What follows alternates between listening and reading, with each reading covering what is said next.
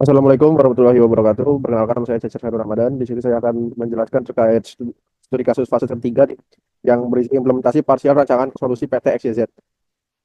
Jadi sebelumnya perkenalkan anggota kami. Pertama ada saya Cecep Khairul Ramadan, Gilang Fajar, dan Giana Murti. Nah, oke. Lalu definisinya pertama ada pemilihan teknologi, kedua subnet, ketiga firewall rule, dan keempat ada VM instance. Oke, sekarang masuk ke pemilihan teknologi. Nah, ini merupakan topologi jaringan kelompok kita, di mana ada beberapa subnet, ada 6 subnet dengan satu subnet untuk menyambung ke router utama. Oke, pertama ada VPC Network, di mana untuk menerapkan topologi paket tracer di Google Cloud Platform atau GCP itu langkah pertama membuat virtual private cloud atau VPC yang mewakili jaringan internet PT XYZ. Dan dalam VPC ini kami akan membuat 6 subnet yang mencakup subnet dev, IT support, marketing, sales, supply chain, and human resource. Jadi di sini saya membuat dua subnet. Pertama subnet router divisi yang berisi 6 subnet ini VM. Lalu ada VPC untuk router sendiri. Bisa. Oke, jadi kita akan masuk ke subnetnya. Jadi seperti yang dijelaskan sebelumnya, VPC PT XYZ terdiri dari 6 subnet yang disesuaikan dengan kebutuhan jaringan, yaitu Dev, IT Support, Marketing, Sales, Supply Chain, dan Human Resource. Jadi dapat dilihat di sini, jika kita klik detail yang tadi divisi router, nah ini akan ada 6 subnet dengan IP yang sudah disesuaikan di CN02. Oke, jadi ini ada firewall rules, di mana ada beberapa firewall rules yang kami gunakan. Jadi pertama ada allow HTTP from Internet. Ini untuk menyambungkan HTTP from Internet. Pokoknya dapat dilihat di sini semuanya. Oke, lanjut. Oke, pertama firewall kita dibedakan menjadi beberapa. Pertama, firewall pertama, firewall untuk mengatur akses SSL. Jadi itu ada tiga, firewall SSL from Internet Divisi dengan priority allow, terus targetnya SSL public, IP range-nya public, dan TCP 22. Yang kedua ada allow SSL from subnet public, allow juga priority, terus target tag-nya SSL internal divisi, IP range-nya public, terus TCP 22. Yang ketiga ada allow SSL from internet, allow 1000, SSL from public 2, target text-nya, IP4 range-nya itu ada 2. Jadi 10, 69, 126, 192, 27, dan 170, 27. Ini untuk IT dev dan IT support. Oke, dan protokolnya TCP 22 dan ICMP. Oke, terus untuk firewall mengatur HTTP dan HTTPS itu ada banyak, dapat dilihat di sini. Di mana pertama ada allow HTTP from internet itu untuk public, allow HTTP internal server itu untuk semua subnet untuk semua subnet. Terus allow HTTP web marketing desk itu ini hanya untuk marketing. Terus allow keycloak internal ini untuk semua subnet. Allow MongoDB semua subnet, allow MySQL access semua subnet, dan allow web monitoring ini oleh IT dev dan IT support. Oke, dan lalu kita masuk ke VM instance, di mana di VM instance ini ada banyak yang kita buat, seperti ada dev sesuai subnet, lalu ada server milik si IT support, yaitu server database internal, terus server e-commerce ini untuk si server utamanya, terus ada server internal global. Nah, ini server-server yang lain juga ada. Jadi ada server yang diambil dari luar dan ada server milik si subnet masing-masing. Seperti misalkan server monitor server marketing itu milik si marketing seperti itu.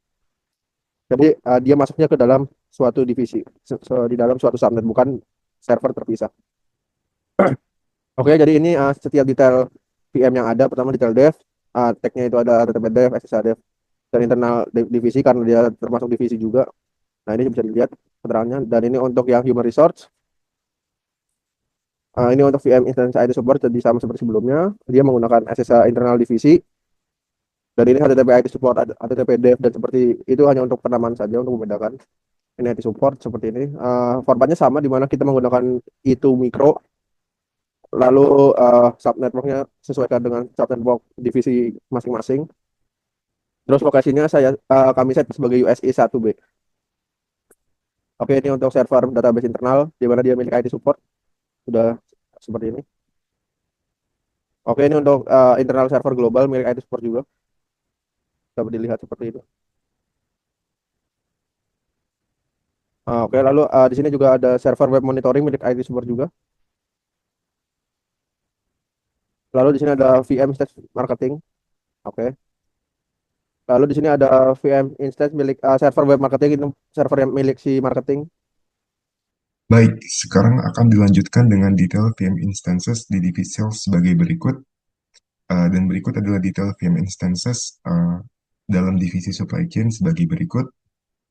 Dan berikut adalah summary table VM instance PC dan server yang sudah dijelaskan sebelumnya oleh saya dan rekan saya sebelumnya, di mana untuk tugas kali ini zone-nya kami menggunakan USI 1B dengan machine type I2 micro, terus network text yang sudah disesuaikan dengan kebutuhan masing-masing VM instances, dan selanjutnya ada juga sub network yang merupakan pembagian divisi-divisi yang terdapat pada PTXDZ, dan juga terdapat keterangan di sini hanya dapat diakses oleh perangkat private di PTXDZ.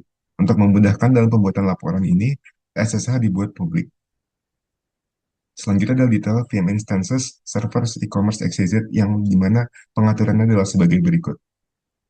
Dan ini adalah untuk summary tabel VM instances server, di mana untuk zone-nya kami juga menggunakan USI 1B dengan machine type E2 micro, dan juga network text yang sudah diterapkan sebagaimana kebutuhannya. Dan untuk keterangannya, SSH server hanya dapat diakses oleh dev, marketing, dan IT support. HTTP server dapat diakses oleh publik. Sekarang untuk bagian uji konektivitas. Yang pertama adalah akses SSH server melalui dev, di mana pada gambar screenshot ini adalah sebelum diberi firewall allow SSH from internet, di mana hasil uji konektivitas berhasil dengan analisis konektivitas SSH ke server dev dapat dilakukan dengan lancar karena konfigurasi firewall tidak membatasi akses dari subnet di dev. Dalam arsitektur VPC network yang ada, server tersebut dikonfigurasi untuk menerima koneksi SSH dari seluruh subnet internal tanpa adanya pembatasan atau filtering khusus. Dan berikut adalah akses SSH server melalui dev, di mana setelah diberi firewall allow SSH from internet, di mana ini untuk kondisi IP internal, di mana kondisinya hasilnya berhasil, dan juga analisisnya server memproses koneksi SSH dari dev karena aturan firewall secara khusus mengizinkan koneksi dari subnet di area tersebut. Dan berikut adalah untuk akses SSH server melalui dev untuk IP eksternal, di mana setelah diberi firewall allow SSH from internet, hasil uji konektivitasnya gagal karena analisis koneksi SSH dari IP eksternal akan timeout karena ditolak oleh dua lapisan keamanan, di mana konfigurasi default PVC network dan aturan firewall yang sama-sama memblokir akses dari luar jaringan internal. Selanjutnya adalah akses SSH server melalui human resource, di mana untuk kondisi sebelum diberi firewall allow SSH from internet, hasil uji konektivitas juga berhasil dengan analisis server human resource dapat diakses melalui SSH dari semua subnet internal dalam VPC network karena tidak ada pembatasan firewall yang diterapkan.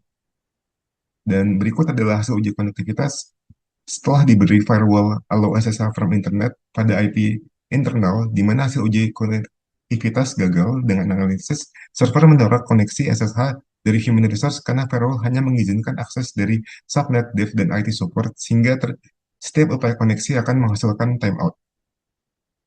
Dan berikut adalah setelah diberi firewall allow SSH from internet pada kondisi IP eksternal, di mana hasil uji konektivitas juga gagal karena analisis menunjukkan koneksi SSH dari alamat IP eksternal ditolak dan mengalami timeout karena diblokir oleh dua lapisan keamanan, konfigurasi default VPC network, dan aturan firewall yang mengarang akses dari luar jaringan internal. Dan berikut adalah akses SSH server melalui divisi IT support, di mana sebelum diberi firewall allow SSH from internet, hasil uji konektivitas berhasil dengan alasan server IT support dapat diakses melalui SSH dari semua subnet internal dalam VPC network karena tidak ada pembatasan firewall yang diterapkan. Dan berikut adalah kondisi setelah diberi firewall allow SSH from internet pada IP internal, di mana hasil uji konektivitas berhasil dengan alasan server memproses koneksi SSH dari IT support karena aturan firewall secara khusus mengizinkan koneksi dari subnet area tersebut. Dan berikut adalah kondisi pada IP eksternalnya setelah diberi firewall allow SSH from the internet, di mana hasil uji konektivitas gagal dengan analisis koneksi SSH dari IP eksternal ditolak dan timeout karena diblokir oleh konfigurasi default VPC network dan aturan firewall yang melarang akses dari luar jaringan internal. Dan berikut adalah akses SSH server melalui divisi marketing, di mana sebelum diberi firewall allow SSH from internet, hasil uji konektivitas juga berhasil dengan alasan analisis server marketing dapat diakses melalui SSH dari semua subnet internal dalam VPC network karena tidak ada pembatasan firewall yang diterapkan. Dan berikut adalah kondisi setelah diberi firewall Allo SSH from Internet pada IP internal berhasil dengan alasan server memproses koneksi SSH dari marketing karena aturan firewall secara khusus mengizinkan koneksi dari subnet area tersebut. Dan ini adalah kondisi untuk IP eksternalnya di mana gagal dengan alasan koneksi SSH dari alamat IP eksternal ditolak dan mengalami timeout karena diblokir oleh dua lapisan keamanan yaitu konfigurasi default VPC network dan aturan firewall yang melarang akses dari luar jaringan internal.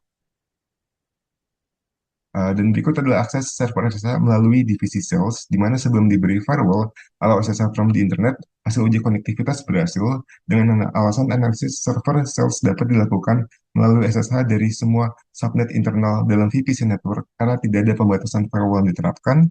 Dan berikut adalah kondisi dari akses SSH server melalui sales setelah diberi firewall allow SSH from internet, di mana IP internal uji konektivitasnya gagal karena server menolak koneksi SSH dari sales karena firewall hanya mengizinkan akses dari subnet dev dan IT support sehingga setiap upaya koneksi akan timeout.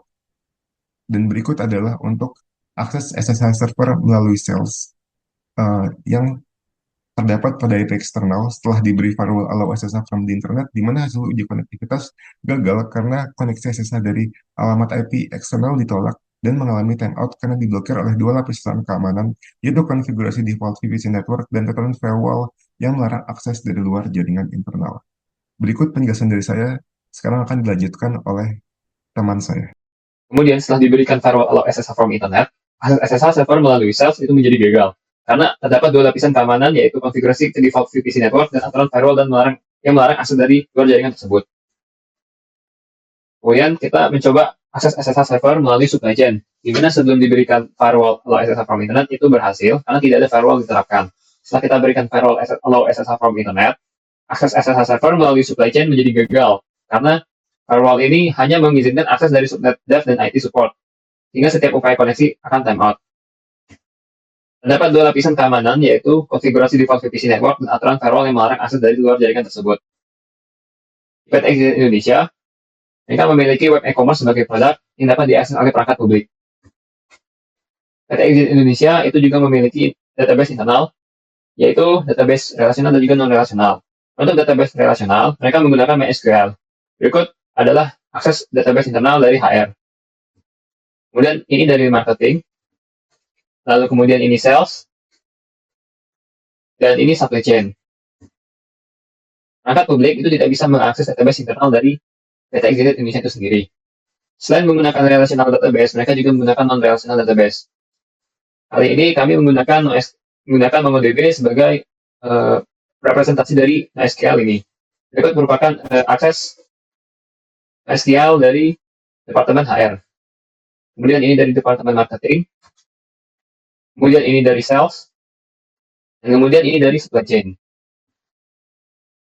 Sama seperti MySQL tadi, database internal ini hanya bisa diakses melalui perangkat internal dari PT Exit Indonesia dan tidak bisa diakses melalui perangkat publik. PT Exit Indonesia itu memiliki web dashboard marketing yang digunakan oleh Departemen Marketing. Web ini setelah mendapatkan informasi wawancara, mereka menggunakan React.js. Kemudian di sistem PT Exit Indonesia itu sendiri, mereka menggunakan internal SSO, di mana kali ini kami menggunakan Keycloak sebagai representasinya. Mereka juga memiliki internal global server yang hanya bisa diakses oleh PT Exit Indonesia itu sendiri dan PT Exit di berbagai cabang di berbagai negara. Pada contoh kali ini, kami menampilkan dari akses dari IT support dan juga dari marketing. Perangkat publik juga tidak bisa mengakses akses dari global server internal milik PT Exit Indonesia itu sendiri. Kemudian, PT Exit Indonesia itu memiliki web monitoring, ada Departemen IT Support dan Dev, di mana ini mengakses semua sistem di PT Exit Indonesia dan mengawasi dan monitoring semua sistem yang ada. Website ini hanya bisa diakses oleh jaringan IT Dev dan juga support. Sekian presentasi kami, apabila ada kesalahan, mohon dimaafkan. Terima kasih.